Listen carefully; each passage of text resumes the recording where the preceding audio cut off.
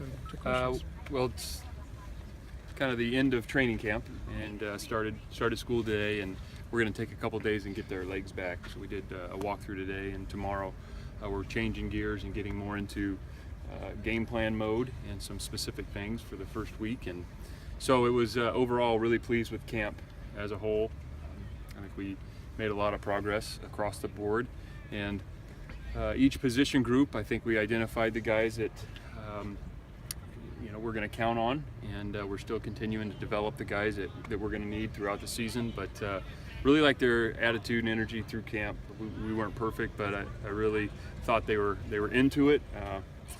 Obviously out here at practice, but also in the meeting room and in the walkthroughs, which are so important. And now it's a good change for them. They're back on campus and going to class, and we get them for a little bit shorter time during the day, but they were ready to go today, and I think the change has been good, and I know they're eager to start on working on an opponent, so that's where we're at. When you say you've identified the guys that you're going to count on, the guys, is that a way of saying we kind of have an idea who we're going to redshirt, but it's fuzzy? I mean, there's some positions where it's a little clearer than others, but there's some guys that came in that are freshmen that we think can help us, and there's some that are going to be preparing to go help us play, and we'll see if game 3, 4, 5 where they're at, because sometimes it's not always week 1 that the newcomer is ready, but by game 4 or 5 that they definitely are, and we need them. Do you know how many guys you're going to take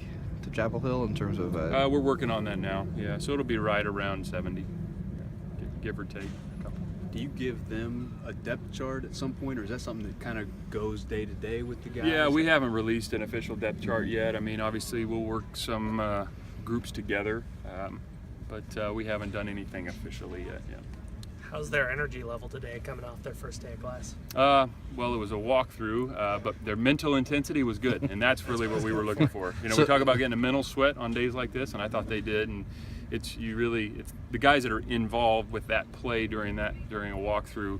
Obviously they're plugged in, but I always like to watch the guy that's not involved and make sure we're getting the rep mentally, and they did a really nice job of that.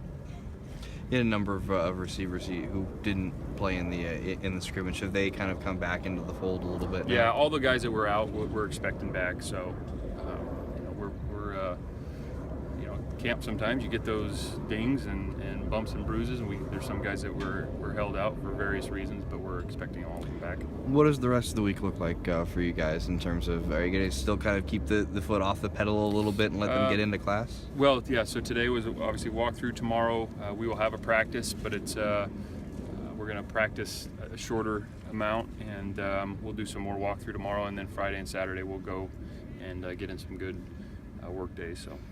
How different is the feeling when there is an opponent on the board and you get to start putting some of that stuff? Yeah, I think it's it changes a little bit. It creates a little bit of energy. But even though you're looking at another opponent, somebody else, as opposed to your practice tape all the time, it's still really all about you and what you do. And so we're looking at the schemes and the things that our opponent is running and the personnel, but at the end of it, it's still all about what we do and the execution on our side of the ball. Have you gotten the scout team sort of shaken out, like, okay, here's at least stand there and look like what North Carolina is going to do? We're getting to that point. Our first scout period will be tomorrow. Yeah.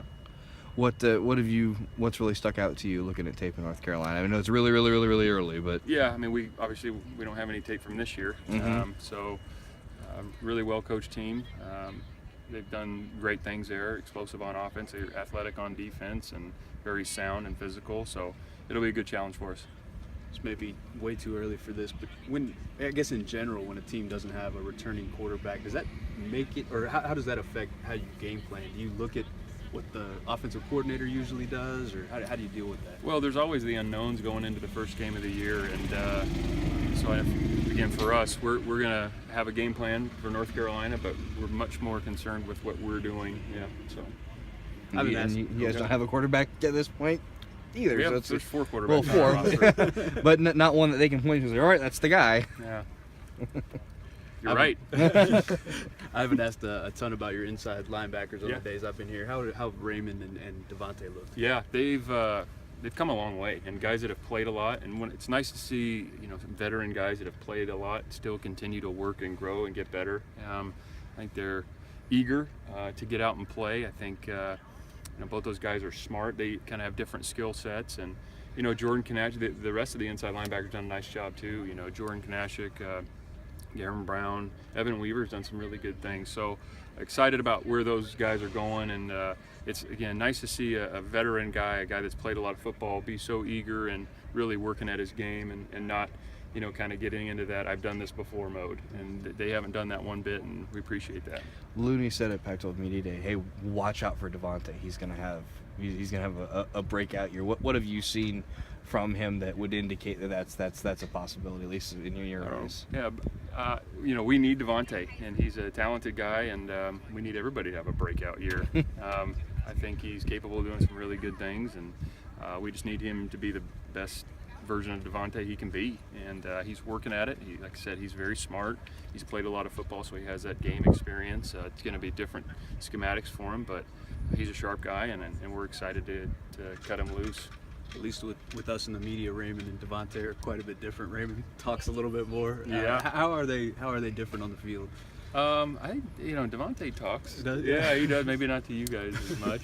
I ask stupid questions most of the time. So No. I think they both different personalities. That's the fun part about being on a team. You get everything, and we want them to be themselves, and it takes all types. And that's again the great thing about football is you get a little bit of everything, and it's that's just part of it.